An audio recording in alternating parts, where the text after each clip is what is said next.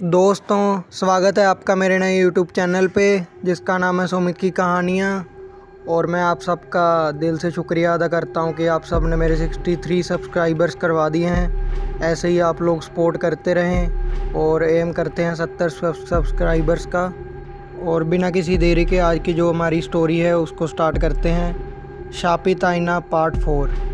आध्यात्मिक द्वार। अर्जुन के मन में अब केवल एक सवाल था, क्या उसने वास्तव में काल दर्पण के शाप को तोड़ दिया था या वह केवल एक छोटी सी चुप्पी का सामना कर रहा था।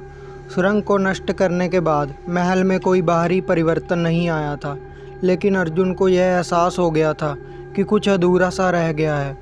महल के भीतर एक गहरी शांति थी, लेकिन उसके मन में यह अजीब सा भय था कि यह शांति बस एक छलावा है। वह जानता था कि महल में एक ऐसा शक्तिशाली तत्व छिपा हुआ था जिसे उसने पूरी तरह से नहीं समझा था।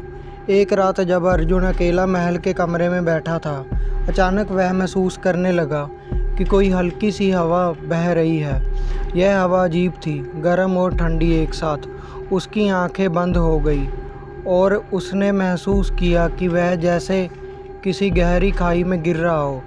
उसी क्षण महल की दीवारों में एक गूंज उठी और एक असामान्य आवाज़ सुनाई दी, जैसे कोई पुकार रहा हो। यह आवाज़ उसे बहुत दूर से आती सुनाई दी, जैसे वह किसी पुराने समय से, किसी भूतपूर्व आत्मा से आ रही हो। अर्जुन ने तुरंत अपनी आंखें खोली और उस आवाज़ के स्तोत्र की ओर देखने की कोशिश की। कमरे में कोई नहीं था, लेकिन वह आवाज़ लगातार सुनाई देती रही। उसे यह महसूस हुआ कि यह कोई सामान्य आवाज़ नहीं थी, यह एक चेतावनी थी। आखिरकार अर्जुन ने अपने अंदर की शक्ति को महसूस किया और आवाज़ के स्तोत्र की ओर बढ़ने का निश्चय किया। वह महल के पुराने कक्षों से होते हुए एक और गहरे कमरे में पहुंचा, जहां पर एक प्राचीन द्वार था जिसे पहले उसने कभी नहीं देखा था।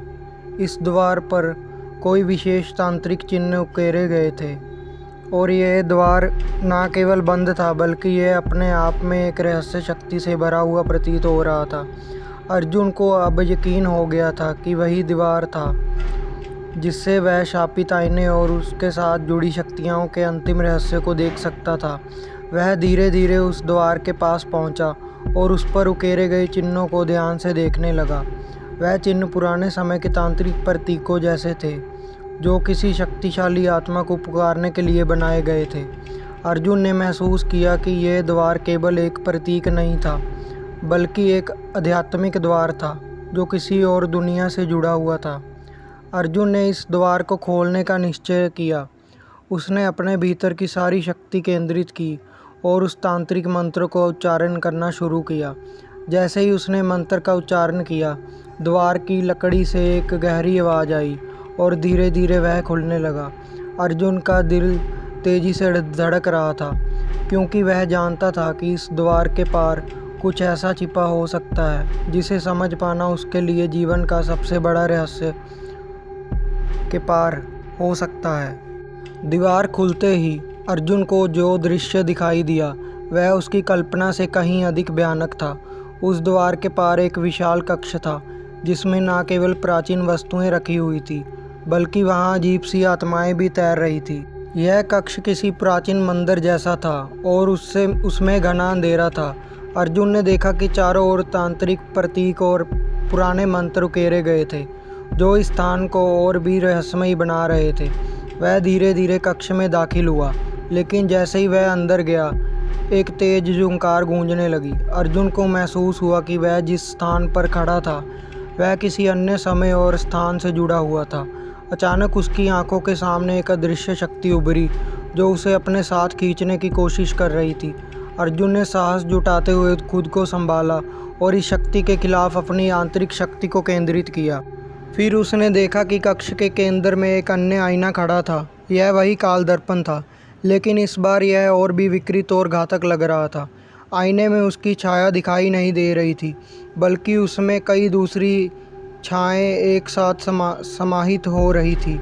अर्जुन ने यह समझ लिया कि यह आईना केवल एक शक्ति नहीं है, बल्कि यह बहुत सी आत्माओं को गहरा बना चुका था। उन आत्माओं की इच्छाओं और भावनाओं उस आईने के अंदर जकड़ी हुई थी और उनका दर्द अब भी महल के वातावरण में गूंज रहा था। अर्जुन ने महसूस किया कि वह अब इस आईने के और निकट जा रहा था और जैसे ही उसने कदम बढ़ाया एक भयानक दृश्य उभरा। वह आईना उसे अपने अंदर खींचने की कोशिश कर रहा था, लेकिन अर्जुन ने ठान लिया था कि वह इस बार इस शक्ति को नष्ट करेगा। उसने अपनी सारी शक्ति एकत्र की और वह मंत्र उच्चारण किया जिसे उसने सिखाया था, आत्मा की मुक्ति और शांति का मंत्र।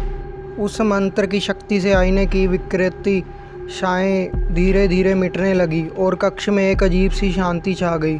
अर्जुन ने महसूस किया कि वह अब सही दिशा में बढ़ रहा था। वह महल के शापित आईने को पूरी तरह नष्ट कर रहा था और इसके साथ ही उन सभी आत्माओं को भी मुक्त कर रहा था जो अनंत काल से इसके अंदर बंधी हुई थी। मुक्ति और शांति। अर्जुन ने वह मंत्र पूरी शक्ति से उच्चारित किया और जैसे ही मंत्र की आवाज़ महल में गूंजने लगी, कक्ष में अचानक एक तेज प्रकाश फैलने लगा। काल दर्पण की विकृति शक्ति पूरी तरह से समाप्त हो गई और आईने का काला प्रभाव धीरे धीरे मिटने लगा। कक्ष में अंधेरा छाने लगा और महल की दीवारों में एक नई ऊर्जा का संचार हुआ। अर्जुन ने महसूस किया कि महल के भीतर अब कुछ बदल चुका था। वह शांति और संतुलन की एक नई अनुभूति महसूस कर रहा था। अब महल में जो आत्माएं बंधी हुई थी वह मुक्त हो चुकी थी और उनका दर्द और पीड़ा अब खत्म हो गया था। अर्जुन को यह एहसास हुआ कि उसने न केवल काल दर्पण के शाप को तोड़ा था, बल्कि उसने उन सभी आत्माओं को मुक्ति भी दी थी जो कभी इस महल में बंधी हुई थी। महल के वातावरण में एक गहरी शांति थी और अर्जुन जानता था कि उसकी यात्रा अब समाप्त हो चुकी थी। वह महल से बाहर निकल आया और जैसे ही उसने बाहर की दुनिया में कदम रखा, उसे महसूस हुआ कि महल का रहस्य अब पूरी तरह से समाप्त हो चुका था। यह केवल एक शुरुआत थी, एक यात्रा की समाप्ति और नई संभावनाओं की शुरुआत। अर्जुन ने महल के रहस्यों को सुलझाया और अब वह जानता था कि शापित आईना केवल एक प्रतीक था, एक माध्यम जिसके जरिए इतिहास, आत्माएं और शक्ति एक दूसरे से जुड़ी हुई थी। वह अपने जीवन की सबसे बड़ी खोज को पूरा कर चुका था और अब वह इस ज्ञान को साझा करने के लिए तैयार था ताकि कोई और इस तरह के शापित रहस्यों से जुड़ने के बजाय उनसे मुक्ति पा सके। आई होप गाइज़ आपको ये स्टोरी अच्छी लगी होगी, तो आप लोग ज़्यादा से ज़्यादा सपोर्ट करें, शेयर करें और वीडियो को लाइक करके चैनल को सब्सक्राइब करके बेल आइकन को दबा लें ताकि आपको मेरी स्टोरी सबसे पहले शो हो जाया करे। Thank you so much.